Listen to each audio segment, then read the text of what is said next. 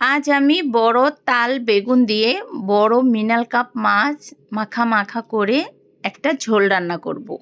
তো এর জন্য আমি বড় মাছগুলোকে ধুয়ে পরিষ্কার করে হলুদ লবণ মেখে রেখেছি। এখন আমি এখানে কড়াইটা বসিয়ে দিয়ে দিয়েছি সর্ষের তেল। আসসালামু আলাইকুম, আমি রুমানা নতুন আরও একটি রেসিপি নিয়ে চলে এসেছি। এরপর আমি এখানে কড়াইতে তেল বসিয়ে দিয়ে দিয়েছি এখানে তেলের মধ্যে একটু লবণ। তো লবণটা দিয়ে একটু তেলের সাথে মিশিয়ে নিয়েছি। আর এভাবে তেলের সাথে লবণটা দিলে মাছটা ভাজতে কিন্তু খুবই সুবিধা হয়। প্রতিটা মাছই কিন্তু সুন্দরভাবে ভাজা যায়, একটা মাছও ভেঙে যাবে না। তো আমরা কিন্তু অনেক সময় মাছ ভাজতে গেলে কড়ির সাথে লেগে মাছগুলো ভেঙে যায়। তো এভাবে যদি একটু লবণ দিয়ে তেলের সাথে মাছটা ভেজে নেওয়া যায় তাহলে কিন্তু প্রতিটা মাছই সুন্দর মতো ভাজা যায়। তো এরপর কিন্তু আমি মাছগুলো ভেজে নিয়েছি। এরপর বাকি মাছগুলো এভাবে সুন্দর করে উল্টিয়ে পাল্টিয়ে ভেজে নিয়েছি। তো সবগুলো মাছই আমি একটি বাটিতে তুলে নিয়েছি। এখন আমি এই তেলের মধ্যেই অ্যাড করে দিয়েছি পেঁয়াজ কুচি। তো পেঁয়াজের সাথে অ্যাড করে দিয়েছি কিছু কাঁচামরিচ। এখন আমি পেঁয়াজটাকে একটু ভেজে নিব। তো পেঁয়াজটাকে একটু ভেজে নিয়েছি। এখন আমি এখানে অ্যাড করে দিয়েছি একটু স্বাদ মতো লবণ। লবণটা দিয়ে এখন আমি এখানে অ্যাড করে দিব পানি। তো পানিটা দিয়ে এখন আমি এক এক করে সব ধরনের মশলা অ্যাড করে দিব। দিয়ে দিয়েছি এখানে পেঁয়াজ বাটা 1 চামচ, জিরা বাটা আধা চামচ, রসুন বাটা আধা চামচ, আদা বাটা আধা চামচ। এখন আমি মশলাটাকে এভাবে একটু সুন্দর করে নেড়ে চেড়ে নিয়েছি। এরপর আমি এখানে অ্যাড করে দিয়েছি হলুদের গুঁড়ো 1 চামচ, দিয়ে দিব এখানে 1 চামচের মতো মরিচের গুঁড়ো দিয়ে এখন আমি মশলাটাকে সুন্দর করে কষিয়ে নিব। তো তেল ছেড়ে দেওয়া আগ পর্যন্ত আমি মশলাটাকে সুন্দর করে কষিয়ে নেব।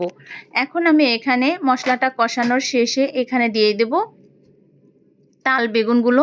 তো এই তাল বেগুনটাকে আমি সুন্দর করে কেটে ধুয়ে পরিষ্কার করে রেখেছি। এরপর আমি মশলার সাথে বেগুনগুলো দিয়ে সুন্দর করে এভাবে কষিয়ে নেব।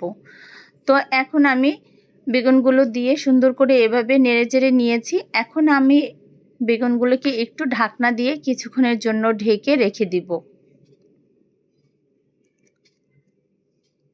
তো কিছুক্ষণ পর আমি ঢাকনা তুলে বেগুনগুলোকে এভাবে একটু নেড়েচেড়ে দিয়েছি। তো প্রায় কিন্তু কষানো শেষ। এখন কিন্তু আমি এখানে ঝোলের জন্য পানিটা অ্যাড করে দিব।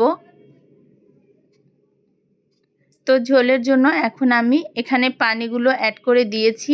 দিয়ে এখন আমি যে মাছগুলো ভেজে রেখেছিলাম এখন আমি এক এক করে সবগুলো মাছ এভাবে উপর দিয়ে দিয়ে দিব।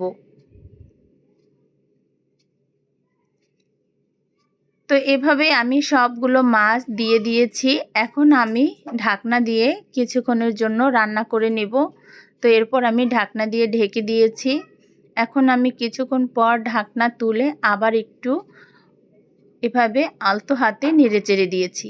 যদি ভিডিওটা ভালো লাগে অবশ্যই লাইক কমেন্ট করতে ভুলবেন না। নতুন নতুন রেসিপি পাওয়ার জন্য অবশ্যই আমার সাথে থাকুন। তো এখন আমি আরও কিছুক্ষণ পর একটু ঢাকনাটা তুলে এখানে আমি অ্যাড করে দিব ধনিয়াপাতা কুচি। তো ধনিয়াপাতা কুচিটা দিয়ে আর একটু ঢাকনা দিয়ে ঢেকে রেখে দিব। তো রান্নাটা কিন্তু প্রায় শেষের দিকে। এখন আমি এটাকে আরও একটু ঝোলটা কমিয়ে নামিয়ে নেব।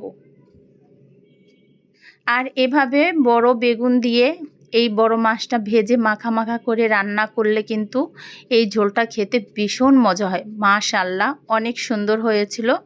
তো আজকের মতে এখানেই বিদায় নিলাম। সবাই ভালো থাকবেন, সুস্থ